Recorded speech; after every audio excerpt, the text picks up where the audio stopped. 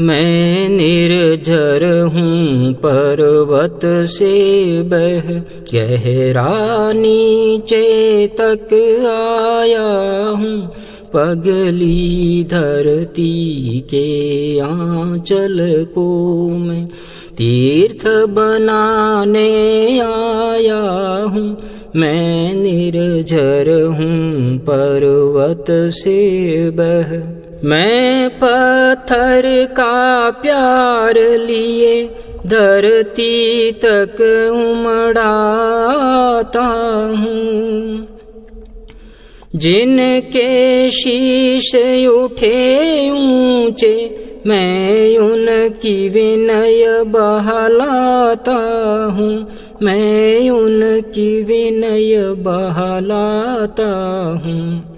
गुमराह हठीलों के प्रांगण में मैं अलख जगाने आया हूँ।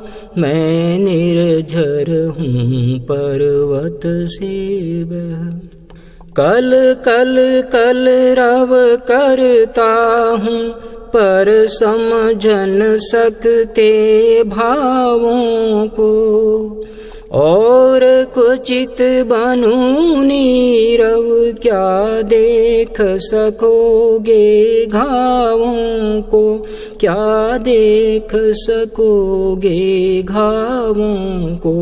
गाफिल तुमको अंतर की मैं व्यथा बताने आया हूँ। मैं निर्झर हूँ पर्वत से बह। निश्चित निर्मल शीतल जल है और मधुर है पी लो तुम। जिज्ञासा के पात्र भरो या अपनी प्यास बुझा लो तुम। या अपनी प्यास बुझा लो तुम। किंतु ज्ञान को नहीं मैं अपना स्वप्न सुनाने आया हूँ। मैं निर्झर हूँ पर्वत से बह। सफल बनूं या नहीं बनूं मैं फिर भी बहता जाता हूँ। अपने तप की ले मशाल में ज्योति जगाता आता हूँ। मैं ज्योति जगाता आता हूँ। हारे अर्जुन को कर्म योग का पाठ पढ़ाने आया हूँ। मैं निर्झर हूँ पर्वत से बह। वे कहते थे कुछ नहीं होगा आखिर संशय है हारा। अगणित बिंदु परस्पर मिलकर बनी एकता की धारा। बनी एकता की धारा। मेरी कुटिया जाग तेरा इतिहास लिखाने आया हूँ। मैं निर्झर हूँ पर्वत से बह। गहरा नीचे तक आया हूँ। पगली धरती के आंचल को मैं तीर्थ बनाने आया हूँ। मैं निर्झर हूँ पर्वत से।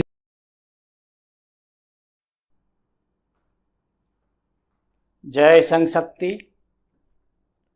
ओम समानो मंत्र समिति समानि समानं मनः सचित्तमेषां समानं मंत्रम् अभिमंत्र एवः समानेन वो हविषा जुहोमि।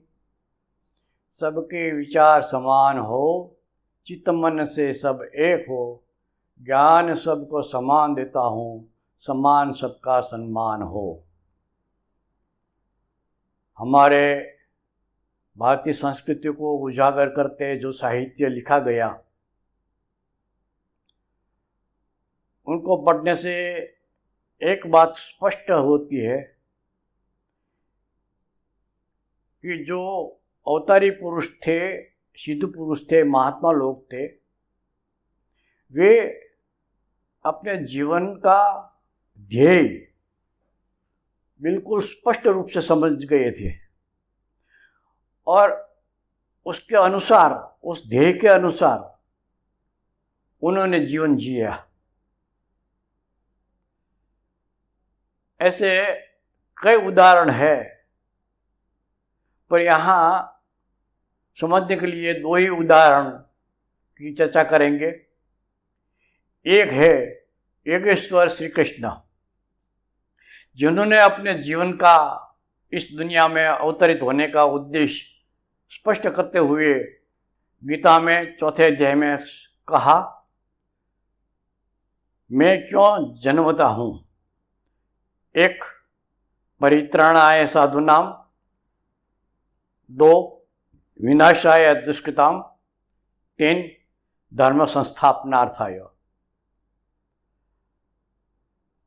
और ऐसा दूसरा महात्मा हमारे पूज्य तंची जी है, जो अपने जीवन के ध्येय के स्वरूप को बिल्कुल समझ गए थे। और अभी जो हमने सैगान सुना, मैं निर्जर हूं पर्वत से ब,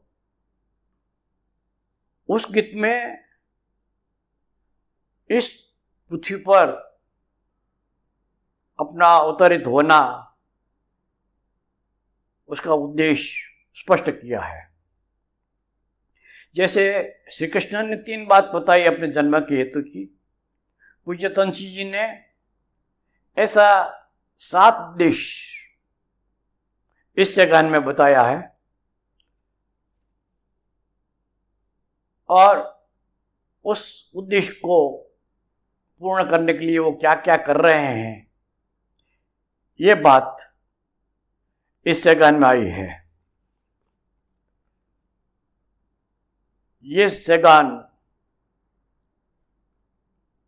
गुजरात के साबरकांठा जिले का एक ईडर के पास जंगल है। जंगल में एक मंदिर है महादेव का, वीरेश्वर महादेव। वहाँ 1962 के दिसंबर में एक माध्यमिक प्रशिक्षण शिविर लगा था। पूज्य तंची जी उस शिविर में उपस्थित रहे थे। उस मंदिर के पीछे पहाड़ी है, भाटे उधर उधर लंबे चौड़े बड़े बड़े उबड़ खबड़ पड़े हैं, और एक वहां बरगद का पेड़ है, और पेड़ के जड़ों से एक झरना निर्जर वो खड़ खड़ करता बहता रहता है। कहते हैं कि वो कभी सूखता नहीं, और उसका पानी नीचे आए हुए मंदिर के पास एक बड़ा होद्दा है, उसमें पानी आता है, और वहाँ से निकल कर दूर कई मीलों दूर एक नदी है, उसमें मिल जाता है। तो एक दिन पूज्य तंची जी उस पेड़ के नीचे बैठे थे। झरने की कल कल आवाज आ रही थी। आपने वरिष्ठ स्वयंसेवक लोग वहाँ इधर उधर बैठे थे, और झरने को देखकर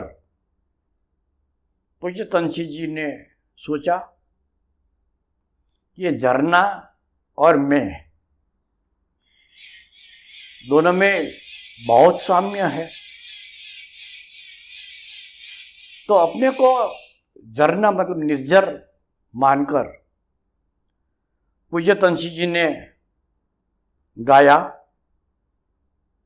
कि मैं निर्जर हूं, पर्वत से गहरा नीचे तक आया हूं। मैं निर्जर हूं, निर्जर पर्वत से नीचे आता है, सदा बहता रहता है। यदि वो बहने का काम बंद कर दे तो वो निर्जर नहीं कहलाएगा, वो अपना परिचय छोड़ देगा, वो सतत बहता रहता है। तो पूज्य तंची जी भी निरंतर बहते रहे, मतलब कर्मरत रहे। और रात को शिविर में हमने देखा है कि लोग तो सो जाते हैं समय पर, मगर तंची जी लालटेन की ज्योति में बैठे बैठे कुछ लिख रहे हैं। एक स्वयंसेवक पानी पीने के लिए रात को जगा, देखा तंची जी कुछ लिख रहे हैं, वहां गया, बोला, साहब 2 बज गए हैं, 4 बजे जागरण का शंख बजेगा, आप सोएंगे कब? तो उस प्रश्न के उत्तर में पूज्य तंची जी ने अपना सिर ऊंचा उठाकर कहा, जिनको जगाना है वो सो नहीं सकता।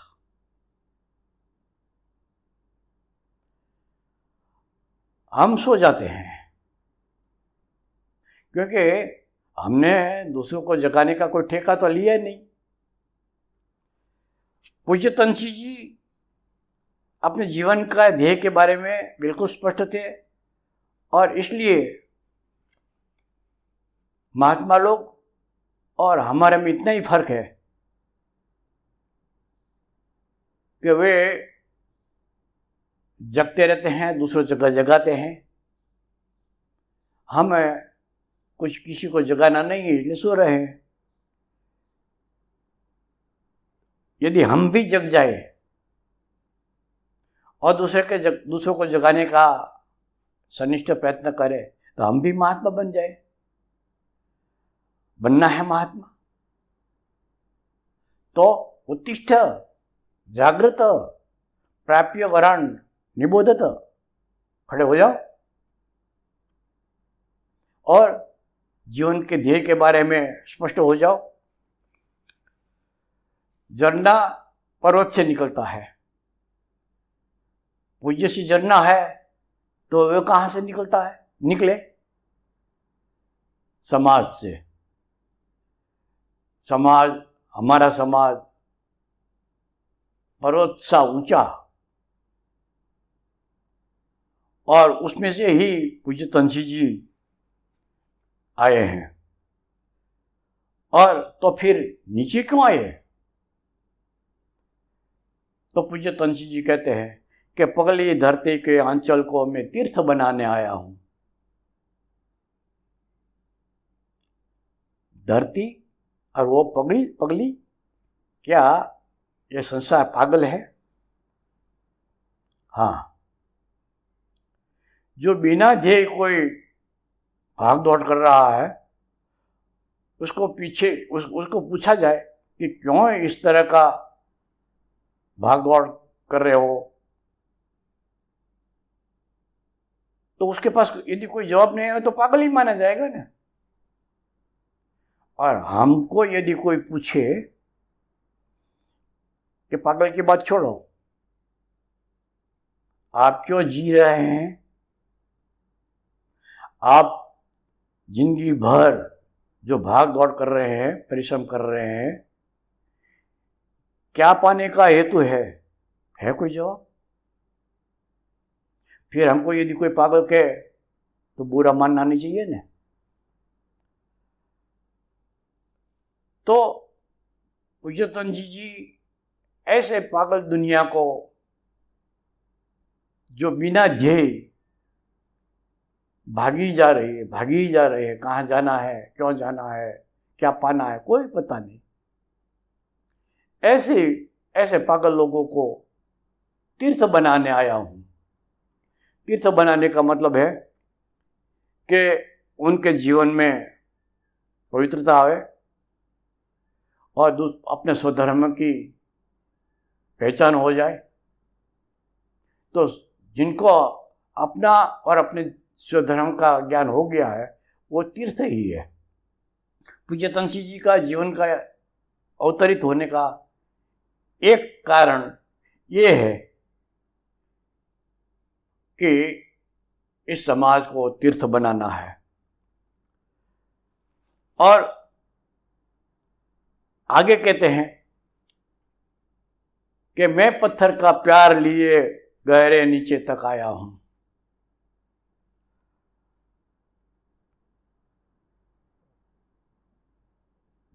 जो झरना बहता है वो पहाड़ों से निकलता है। वो पहाड़ों के पत्थर झरने को प्रेरित करते हैं कि जाओ बहो, लोगों की प्यास बुझाओ और जो कुछ करना है वो जाओ करो। तो पूज्य तंसी जी भी इस संसार में आए तो उनको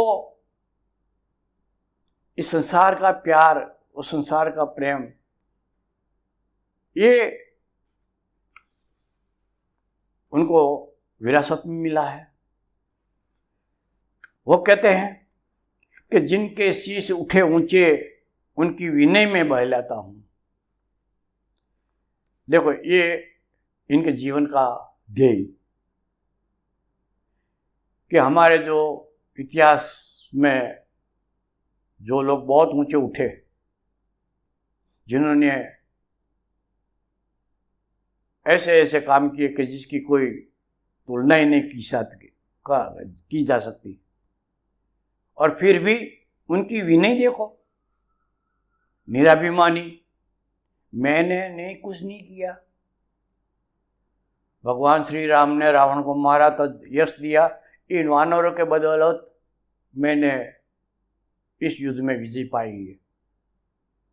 तो उनकी जो विनय है वो मैं ले आया हूं। मैं भी कुछ कर रहा हूं। वो सब समाज के मेरे प्रति का विश्वास, ये मुझे मिली धाती है।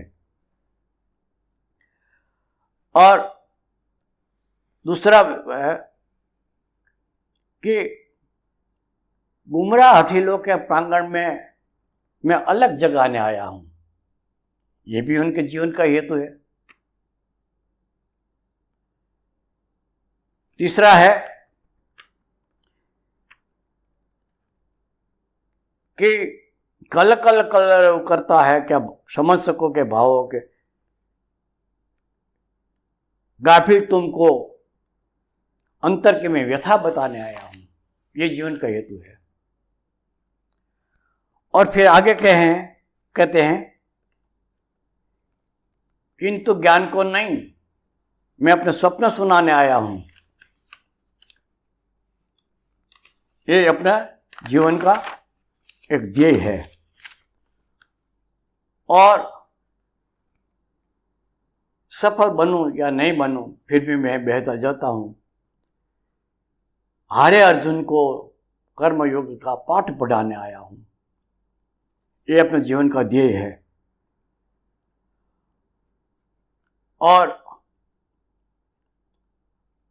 आखिरी कहते हैं कि मेरी कुटिया जाग, तेरा इतिहास लिखाने आया हूं।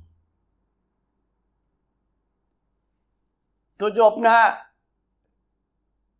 जीवन का जो ध्येय है उसके बारे में एक एक बात को यदि चर्चा करेंगे, उदाहरण से समझने का प्रयत्न करेंगे तो बहुत लंबा प्रवचन हो जाएगा। समय भी हमारे पास नहीं है, इसलिए संक्षेप में हम इस बात को समझने का प्रयत्न करो कि एक तो है गुमराह हठीलों के प्रांगण में मैं अलग जगाने आया हूं। हमारा समाज जो बिना समझे जो रूढ़िगत जीवन जी रहे हैं और समझाने पर भी समझने के लिए तैयार नहीं है, ऐसे हठी समाज को, और वो गुमराह हो गए हैं, सही रास्ते पर नहीं जा रहे हैं समाज हमारा, तो गलत रास्ते पर जा रहा समाज को मैं अलग जगाने आया हूं। अलग जगाने का मतलब है ऊंचे स्वर में प्रभु से प्रार्थना करना कि प्रभु इस समाज को सही रास्ते पर लाने के लिए, चलने के लिए आप आशीर्वाद दो। फिर इसके लिए केवल प्रार्थना नहीं की है पूज्य तंसी जी ने, उसको इस अपने जीवन को चरितार्थ करने के लिए, अपने हेतु को उजागर करने के लिए उन्होंने श्री क्षत्रिय संघ की स्थापना की और उसके माध्यम से अपने ध्येय को सिद्ध करने के लिए जीवन भर कार्यरत रहे। तो क्षत्रिय संघ कैसा है? तो पूज्य तंसी जी उस निर्झर के पानी के साथ तुलना करते हुए कहा कि निश्चित निर्मल शीतल जल है। ये संघ कैसा है? निश्चित है, ये कोई कल्पना नहीं है, और निर्मल है और शीतल है। जो दुनिया के त्रिविध ताप से लोग जल रहे हैं, उनको शीतलता देने के लिए एक क्षत्रिय संघ सदा तैयार है। और मधुर है। क्षत्रिय संघ का कार्य वैसे दिखने में तो मधुर नहीं लगता, मगर दिखने में मधुर नहीं है, मगर परिणाम में और स्वाद में मधुर नहीं है, तो परिणाम में तो मधुर है। तो कहते हैं कि जिज्ञासा के पात्र भरो, आओ और जो तुम्हारी जिज्ञासा है उसको भर लो, और यदि बार बार नहीं आ सकते तो अपनी प्यास बुझा लो। अभी जो जितनी प्यास है उतना तो पी लो, मगर याद रखना मैं आपको ज्ञान देने के लिए नहीं आया हूं, किंतु ज्ञान को नहीं, मैं अपना स्वप्न सुनाने आया हूं। अपने जीवन का ध्येय क्या है? मेरा एक स्वप्न है। वो स्वप्न हम जो रात को देखते हैं ऐसा नहीं, वो स्वप्न है जीवन का ध्येय।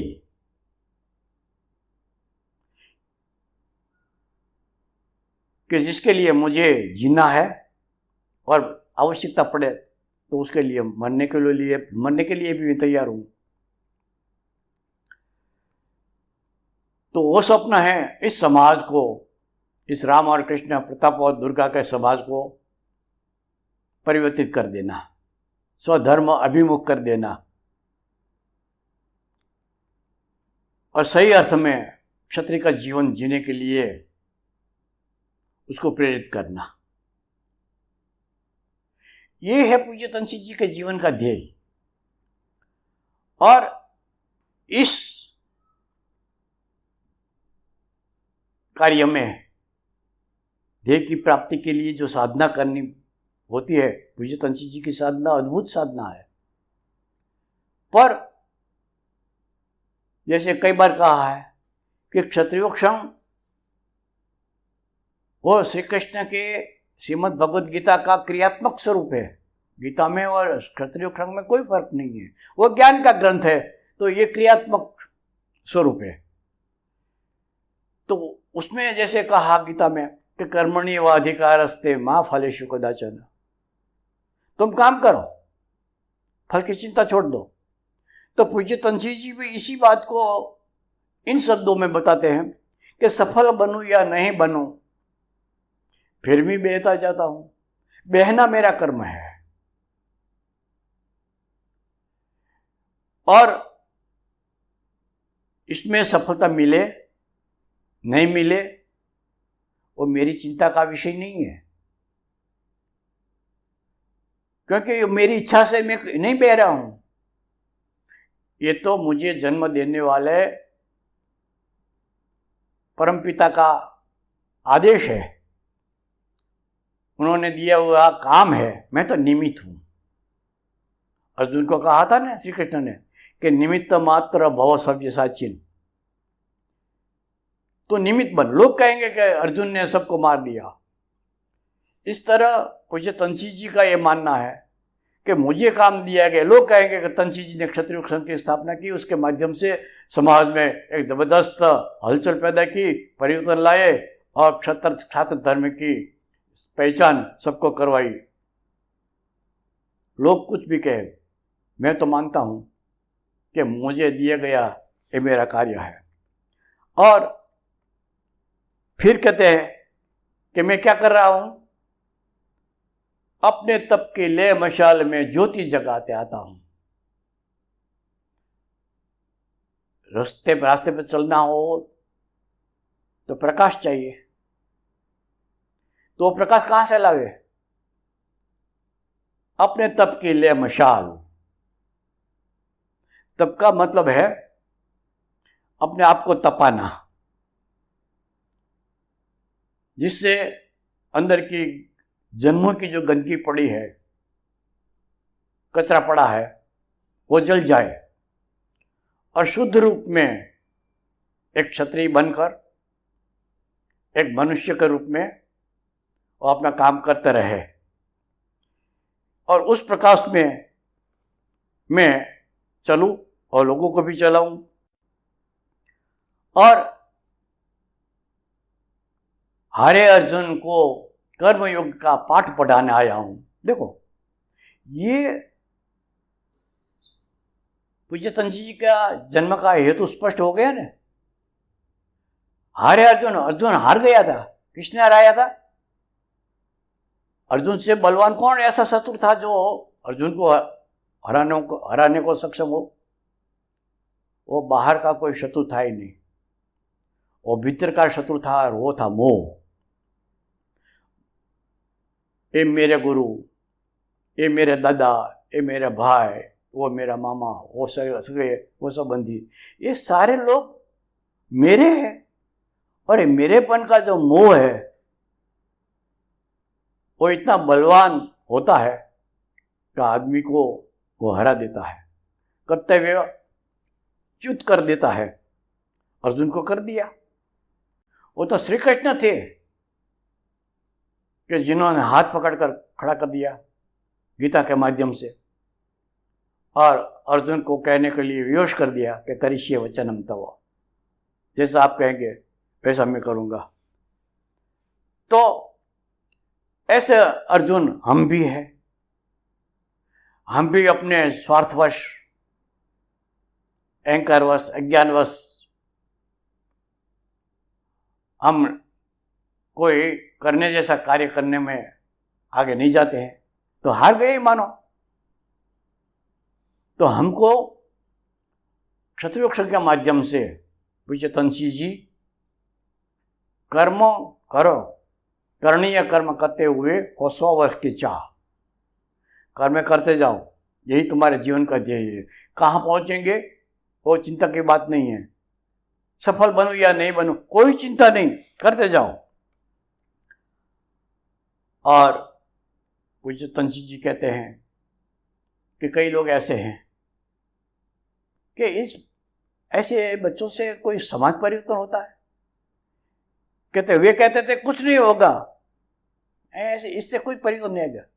मगर देखो आखिर संशय है हारा, उनका संशय अब नष्ट हो गया। और आज क्या है? अगणित बिंदु परस्पर मिलकर बनी एकता की धारा।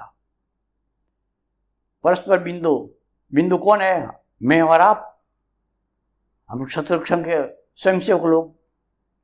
आज हम एक हो गए। हमारा परिचय आप कौन है? मैं क्षत्रिय का स्वयंसेवक हूं, मैं क्षत्रिय हूं। तो हमारा निजी पहचान, हमारी निजी पहचान आज खत्म हो गई। हमारी पहचान है मैं संघ का आदमी हूं, मैं संघ हूं।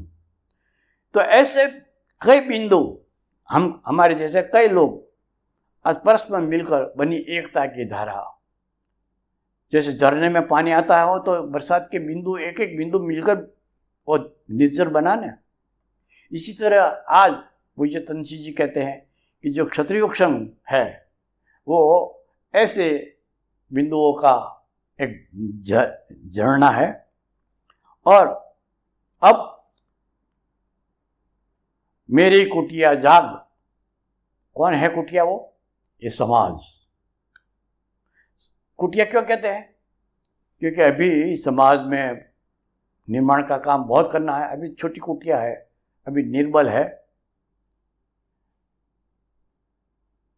कमजोर है, बहुत कुछ उनमें शक्ति का संचार करना बाकी है। पर जागो, समाज को प्रार्थना करते हुए पूज्य तनसी जी के क्या, मेरी कुटिया जाग, क्यों? तेरे इतिहास लिखाने में आया हूं। एक इतिहास बनेगा एक समाज का। अभी तक का जो इतिहास है उसमें कई पीढ़ियों से हमने कुछ भी लिखने का, जोड़ने का कोई काम नहीं किया है। मगर अब ऐसा नहीं होगा।